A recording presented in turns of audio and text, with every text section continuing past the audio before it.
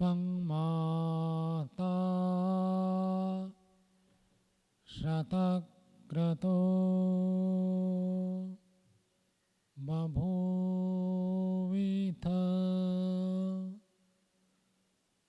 अधाते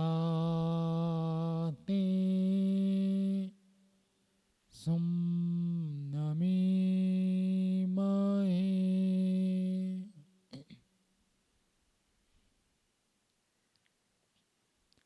प्रातःकाल इस पवित्र बेला में हम सब प्रातःकालीन नित्य कर्म दिनचर्या को संपन्न करते हुए ब्रह्म यज्ञ देव यज्ञ का अनुष्ठान कर चुके हैं। इस पवित्र बेला में कुछ आत्म उन्नति की चर्चा हम प्रत्येक दिन करते हैं। कैसे हम इस मनुष्य जीवन को पाकर जीवन को सफल बनाएं, उसके ऊपर हम विचार विमर्श कर रहे हैं। सभी शास्त्रकारों ने एक स्वर से कहा है कि संसार में जितने भी प्राणी हैं, जितने भी जीवात्माएं हैं, सभी को कुछ ना कुछ दुख भोगना पड़ता है। जो भी संसार में जन्म लेता है उसको दुख अवश्य ही भोगना पड़ता है। ज्यादा दुख कौन भोगता है?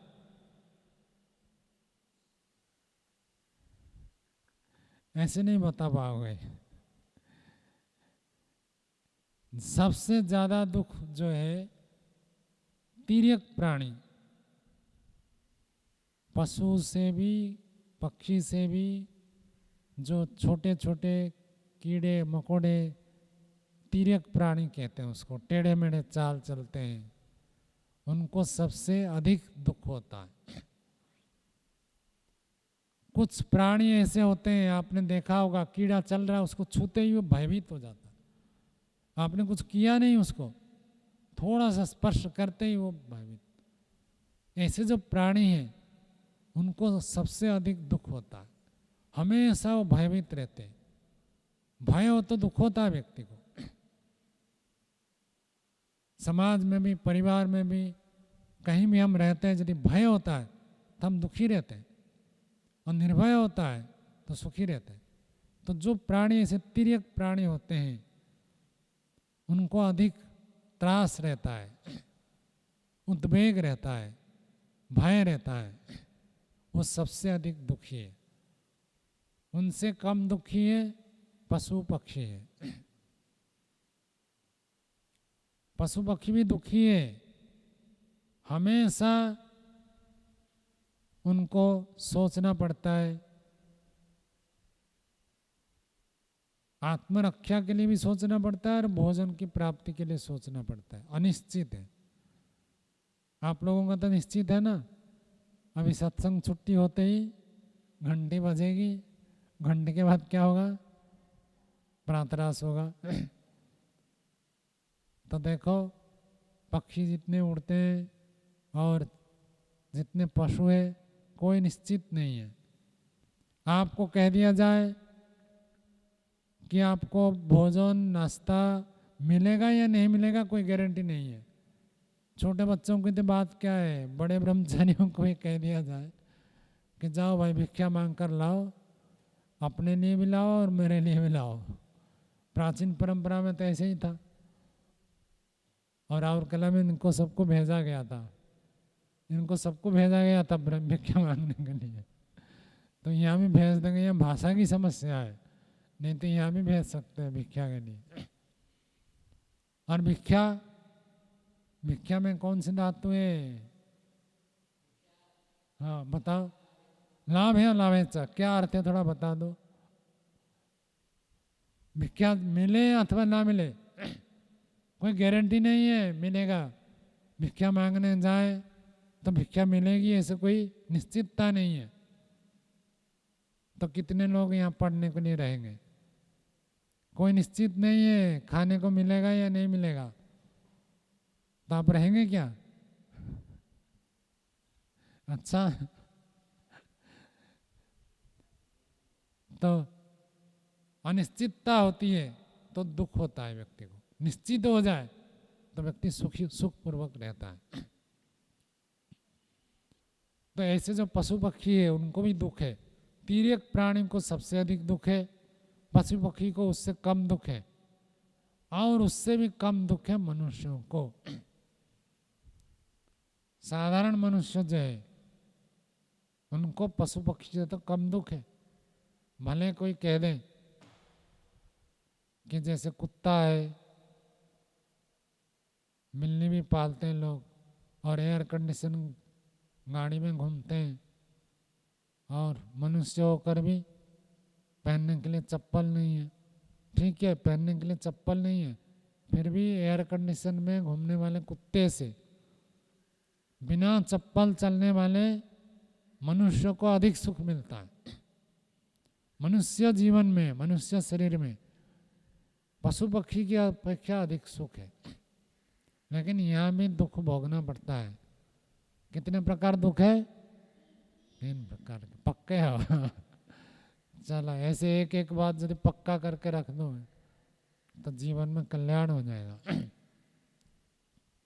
तो 3 प्रकार दुख तो हमको भी भोगना पड़ता है, मनुष्यों को भी भोगना पड़ता है। और मनुष्यों में जो व्यक्ति विद्वान होता है उसको कम दुख होता है।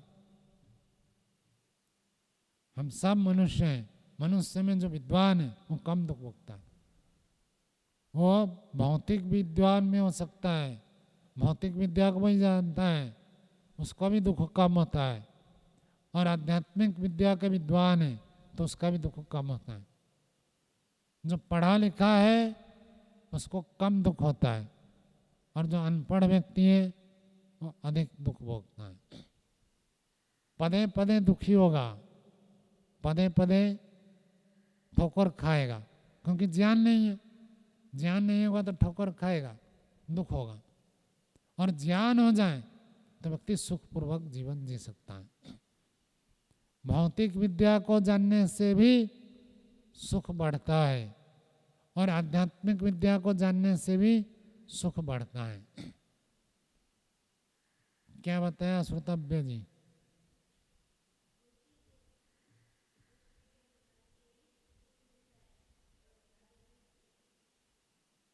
हाँ, पूरा करो, इसलिए आपको पूछा जाता था कि आपका अभ्यास बना रहे हैं। गोविंद जी बताओ।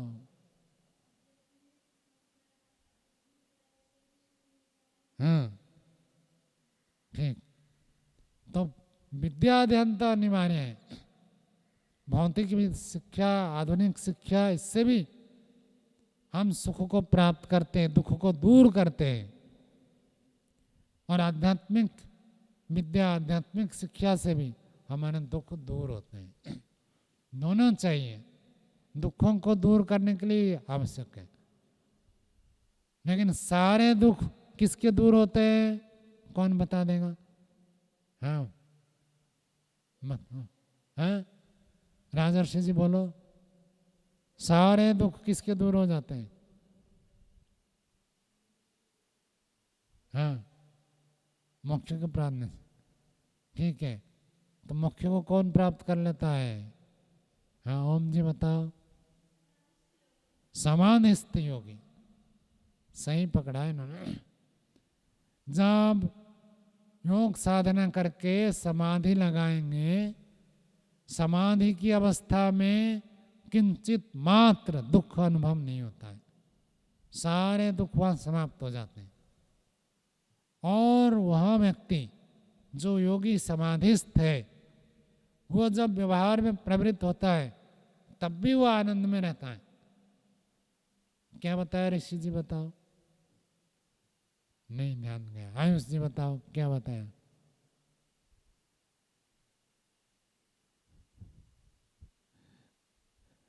मन को इधर लगाकर रखना है। हाँ, राजर्षि जी बताओ।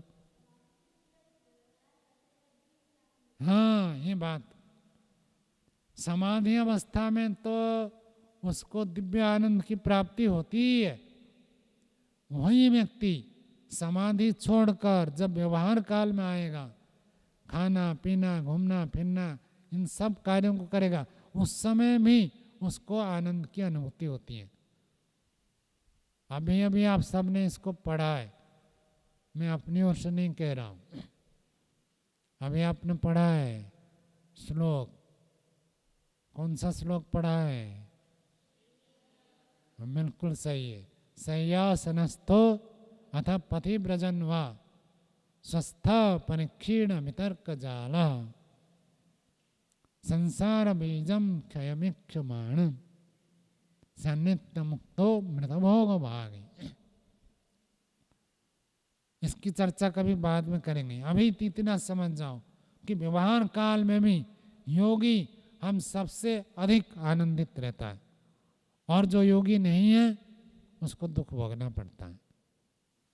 विद्या प्राप्त किए हुए कम दुख होगा, और विद्या प्राप्त नहीं है साधारण मनुष्य तो अधिक दुख होगा, और मनुष्यों से ज़्यादा दुख पशु पक्षी को, पशु पक्षी से तीर्यक, तीर्यक से भी कई लोग अधिक करते हैं नरक, नरक योनि नरक स्थान, तो वहाँ अधिक दुख होता है, सबसे अधिक दुख। तो मनुष्य बीच में है, यहाँ से ऊंची स्थिति को प्राप्त कर सकता है और इससे निम्न स्थिति को भी प्राप्त कर सकता है।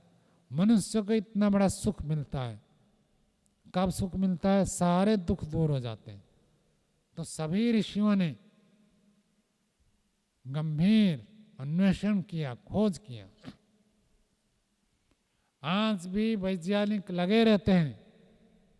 वैज्ञानिक किस लिए खोज करते हैं ऋषि जी, आप बताओ, अपनी ओर से बताओ, बिना सुने। ये तो सुना नहीं ना, क्यों वैज्ञानिक कितनी खोज करते रहते हैं, कुछ ना कुछ ढूंढते निकालते, क्यों, क्या प्रयोजन है?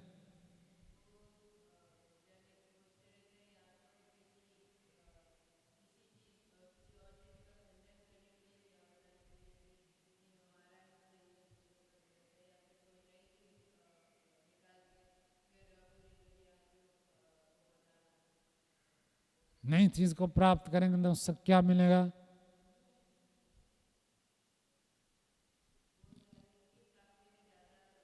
मनुष्य कैसे अधिक से अधिक सुखी हो जाए, इसीलिए प्रयत्न कर। वॉशिंग मशीन क्यों बना है? क्योंकि हाथ से करने से हाथ दर्द हो जाता है, वृद्ध लोग नहीं कर सकते, तो मनुष्य का दुख दूर हो जाए इसलिए वॉशिंग मशीन बना दिया। इसलिए सब साधन बनाते हैं, जितने भी सब खोज आविष्कार उद्भावन करते हैं, उसका प्रयोजन क्या है? कैसे मनुष्य का दुख दूर हो जावे। तो आज मनुष्य दुखी है तो दुख का कारण को हम ढूंढते हैं। तो सृष्टि के आरंभ में भी ऋषियों ने ऐसे ही ढूंढा दुख का कारण क्या है। जैसे आज हमारी संगोष्ठी हुई, सेमिनार, सब अपने अपने विचार शोध खोज को लाकर प्रस्तुत करते हैं। तो प्राचीन काल में ऐसे ही होता था, सब ऋषि मुनि विद्वान आचार्य लोग एकत्रित होते थे, उनको कहा जाता है संभाषा परिषद। सब अपने अपने चिंतन विचार को उपस्थापित करते हैं। तो सबने खोजा कि मनुष्य को दुख क्यों हो रहा है। रावण जी ने भी प्रयास किया, किस लिए प्रयास किया? कैसे दुख दूर हो जाए।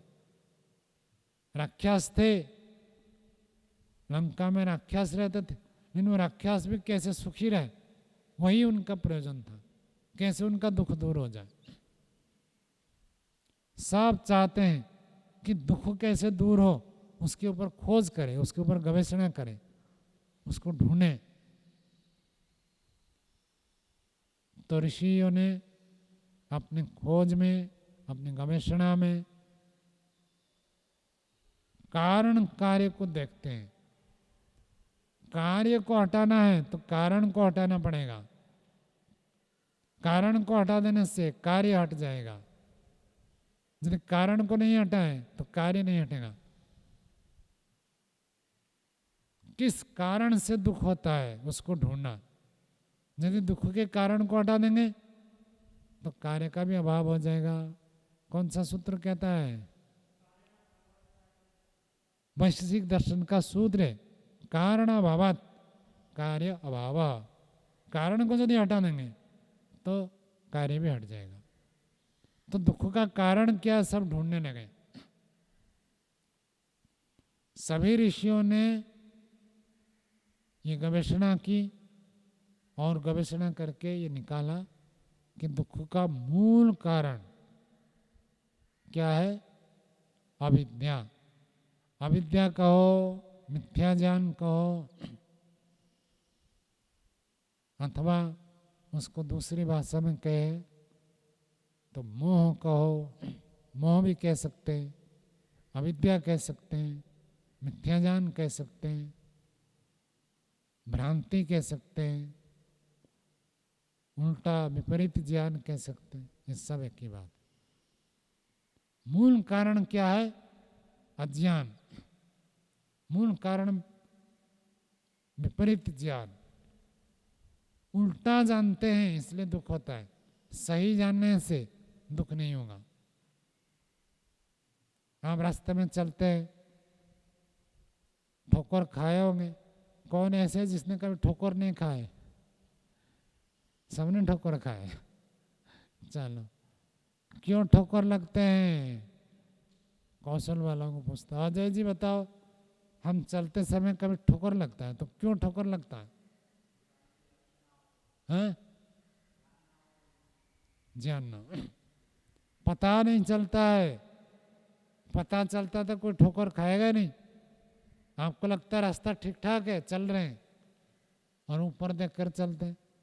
और आजकल तो एक साधन आ गया, मोबाइल में बात करते चलते, मोबाइल में बात करते रहते और चलते रहते, तो ठोकर खाएंगे, गिरेंगे ही।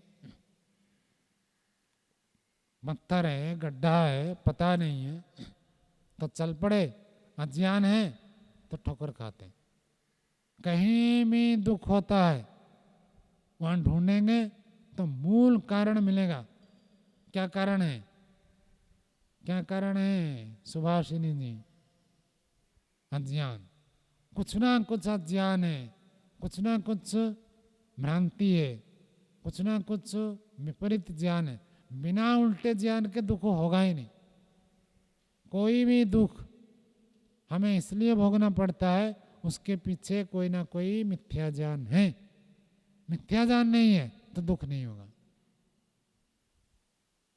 आपके पास किसी के पास कोई उदाहरण है तो ढूंढ कर लाना कि यहाँ बिना मिथ्या ज्ञान के भी दुख हो गया, मिलेगा ही नहीं। बहुत सारे लोग प्रस्तुत करते हैं, देखो मैंने अपने भाई के लिए, अपने परिवार के लिए इतना सब किया है, भाई के लिए, बेटा के लिए, और भी दोस्त के लिए, मित्र के लिए, इतना सब कुछ किया है, लेकिन उन्होंने मुझे धोखा दे दिया। मैंने उसका कभी अपकार नहीं किया, उन्होंने मेरा अपकार किया। मैंने उनसे कभी स्वार्थ की सिद्धि नहीं की, उन्होंने स्वार्थ के कारण से मेरे को दुख दिया, धोखा दिया, बेईमानी की। इसमें क्या अविद्या काम करता है? क्या अविद्या है इसमें या नहीं है अविद्या? दूसरा व्यक्ति धोखा देता तो बड़ा दुख होता है, और अपने परिवार का कोई सदस्य, अपने कोई मित्र, अपने ही कोई निकट के व्यक्ति और कह दे तो भाई भाई में हो जाए, गुरु शिष्य में हो जाए तो बड़ा कष्ट होता है। दूसरा व्यक्ति करे तो इतना फर्क नहीं पड़ता है, बाहर का व्यक्ति कुछ बोल दे कर दे तो इतना नहीं, पास के व्यक्ति यदि कुछ बोले करे तो बड़ा दुख होता है।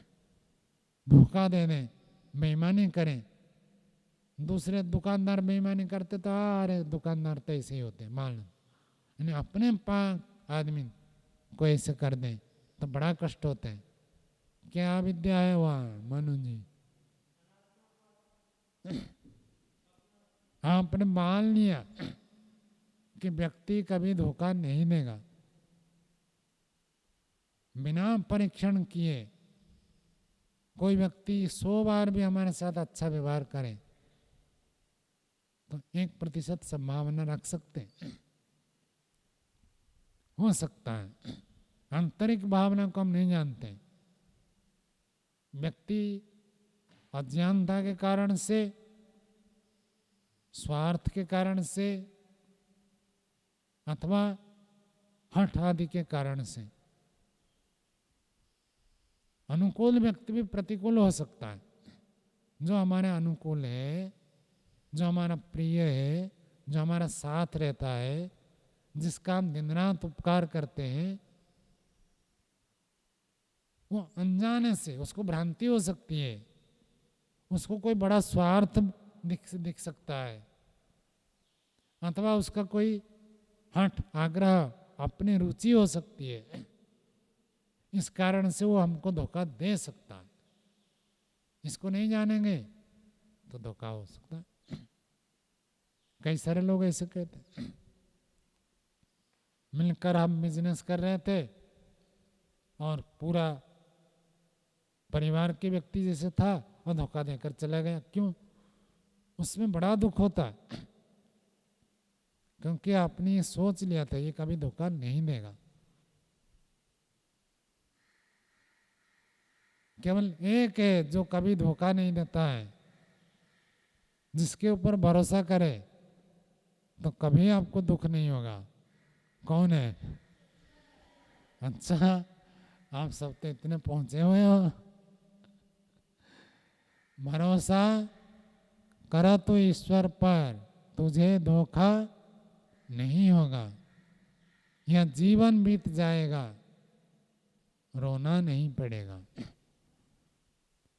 उसके ऊपर पूर्ण भरोसा कर सकते हैं और बाकी मनुष्यों के ऊपर यथासंभव आप भरोसा कर सकते हैं। दूसरे के ऊपर विश्वास किए बिना जीवन चलेगा भी नहीं।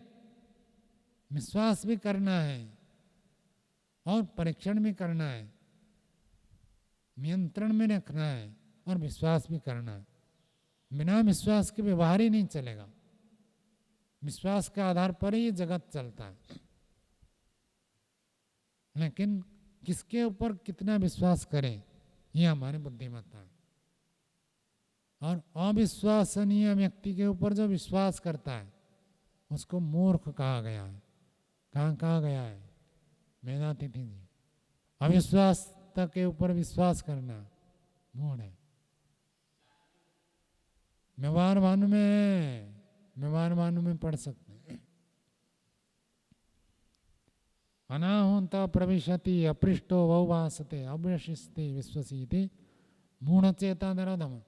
जिसके ऊपर विश्वास नहीं करना है उसके ऊपर विश्वास करेंगे तो धोखा खाएंगे। पहले परीक्षण करो, अच्छा व्यक्ति है तो विश्वास करो। बिना परीक्षण के किसी के ऊपर विश्वास किए तब तो धोखा खाना ही है। तो दुख का मूल कारण है कहीं ना कहीं अज्ञान है, अविद्या है। बिना विद्या के, बिना ज्ञान के कभी किसको दुख नहीं होता है। भ्रांति होगी, विपरीत ज्ञान होगा, उल्टा ज्ञान होगा, तभी हमको दुख होता है। और जब भ्रांति से, विपरीत ज्ञान से हम दूर होते हैं तो दुख भी दूर हो जाता है। तो बहुत प्रकार की भ्रांतियां, अभी जैसे आपको बताया, कोई किसी को धोखा देता है, इसमें हमने विश्वास कर लिया, एक भ्रांति हो गई। रेल में तो दुर्घटनाएं घटती है, कोई व्यक्ति पास में बैठता है और मित्र जैसे बात करता है और चोरी करके ले जाता है, धोखा दे देता है। बहुत घटनाएं घटती है। तो उसको विश्वास नहीं करना था, आपने विश्वास कर लिया। ऐसी स्थिति में होता है। तो किसके ऊपर विश्वास करें ये भी जानना है, कैसे विश्वास करें ये भी जानना है। व्यक्ति के ऊपर, वस्तु के ऊपर, स्थिति के ऊपर, घटनाओं के ऊपर हमको परीक्षण करना आना चाहिए। जो व्यक्ति जितना परीक्षण करके सही निर्णय लेता है वो व्यक्ति उतना सुखी होता है। और जिसका निर्णय गलत होता है, जो उल्टा निर्णय लेता है, भ्रांति से युक्त होकर निर्णय करता है, वो व्यक्ति दुखी होता है, दुख भोगेगा। गलती है तो दुख भोगना पड़ेगा, गलती नहीं है तो दुख नहीं होगा। गलती से बचने के लिए ही हम चाहे आधुनिक शिक्षा हो अथवा आध्यात्मिक शिक्षा हो इनको प्राप्त करते हैं। तो कौन सी अविद्या बड़ी अविद्या है उसके बारे में फिर हम आगे चर्चा करेंगे। व्यवहार में तो आपको बताया कुछ कुछ स्थान है जहाँ पर हम गलत करते हैं, चाहे रास्ते में चलते हुए ठोकर खाते हैं, वहाँ से लेकर खान पान में संयम न रखने से रोगी होते हैं, वहाँ से लेकर किसी व्यक्ति के साथ संबंध रखते हैं, वहाँ तक दुख की सीमा हमारी बनी रहती है। लेकिन आंतरिक दुख के कारण क्या है उसके ऊपर हम फिर विचार करेंगे। वाणी को यही विराम देते हैं। ओम।